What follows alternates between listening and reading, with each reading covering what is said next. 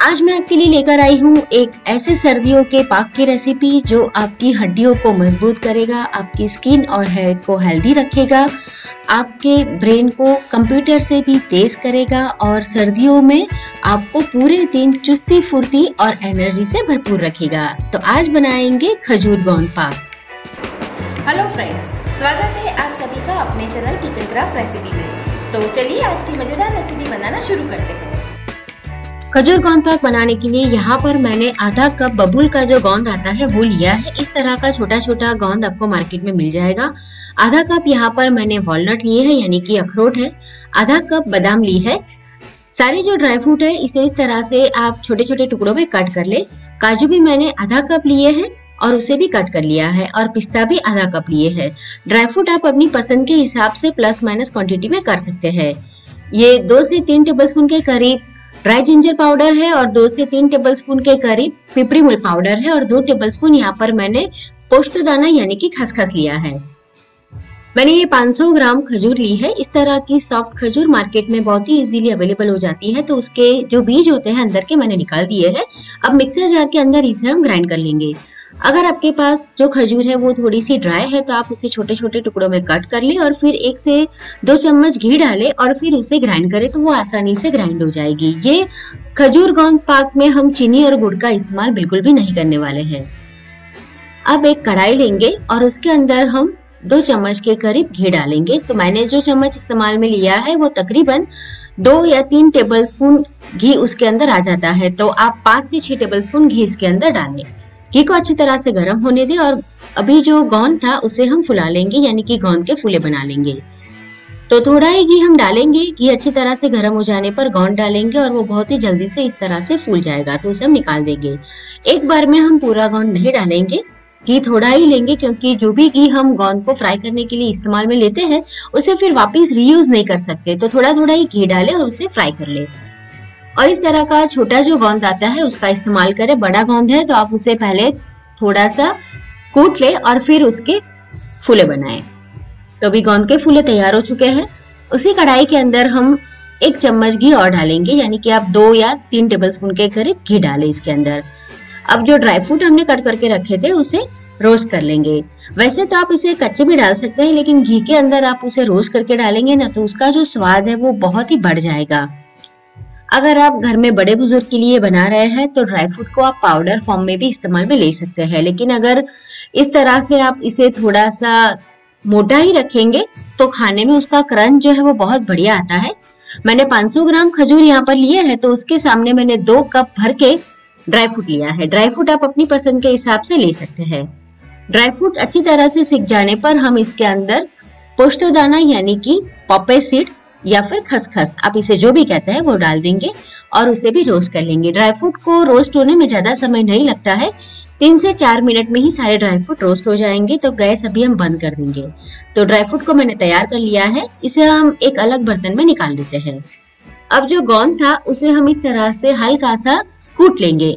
इसका हमें पाउडर नहीं करना है, बस थोड़ा सा ही इसे एक कटोरी ले लेंगे और उसे हल्का सा इस तरह से प्रेस करेंगे तो बहुत ही आसानी से वो हल्का हल्का प्रेस हो जाएगा।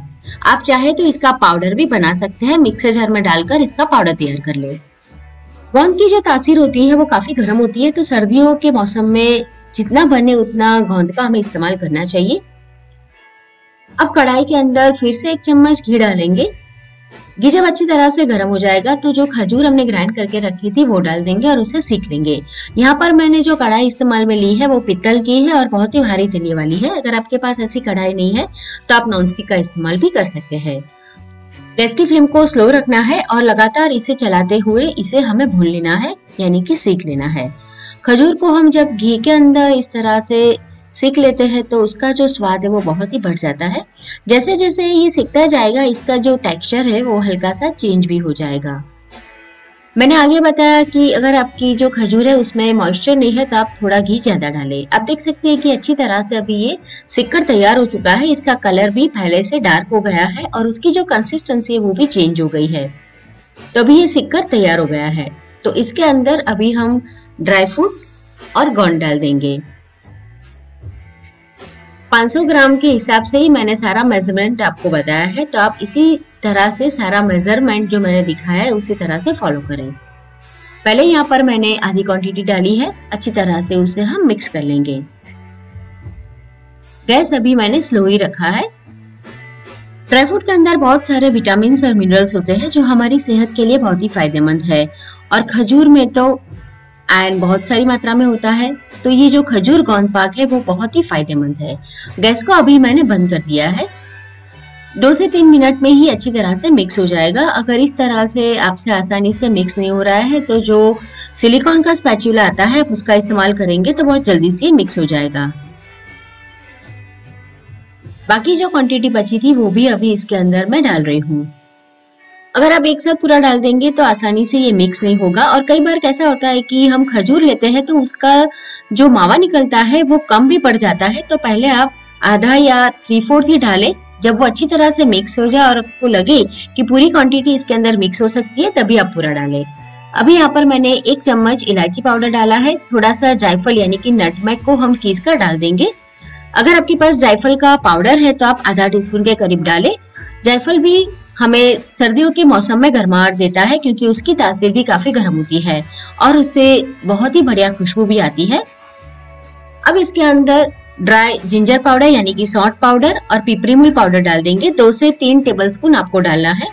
ये दोनों ही पाउडर आपको कोई भी प्रोविजन स्टोर में बहुत ही आसानी से मिल जाते हैं, और आजकल तो ऑनलाइन भी बहुत इजीली अवेलेबल है। अच्छी तरह से मिक्स कर लेंगे।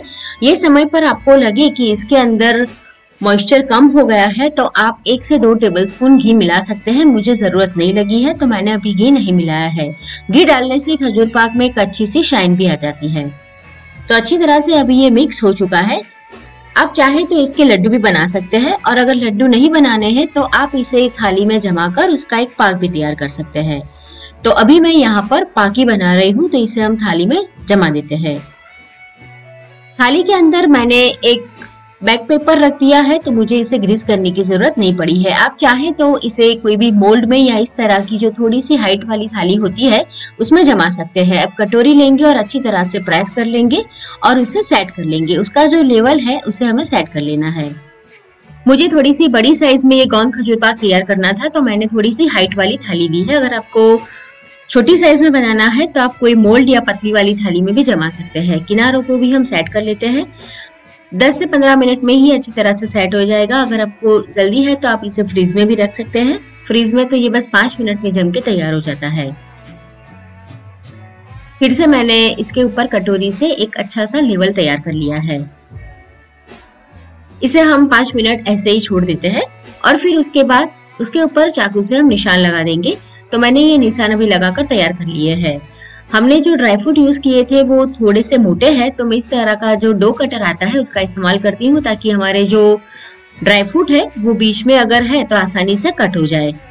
तो तैयार है हमारा खजूर गोंद पाक, जिसे आप एक बार बनाकर पूरे महीने भर तक स्टोर कर सकते हैं। रेसिपी का वीडियो आपको कैसा लगा कमेंट करके मुझे जरूर बताएं, और ऐसी नई नई रेसिपी देखने के लिए आपने अभी तक मेरे चैनल किचन क्राफ्ट रेसिपी को सब्सक्राइब नहीं किया है तो सब्सक्राइब कर दें। तो फिर से मिलेंगे नई और मजेदार रेसिपी के साथ।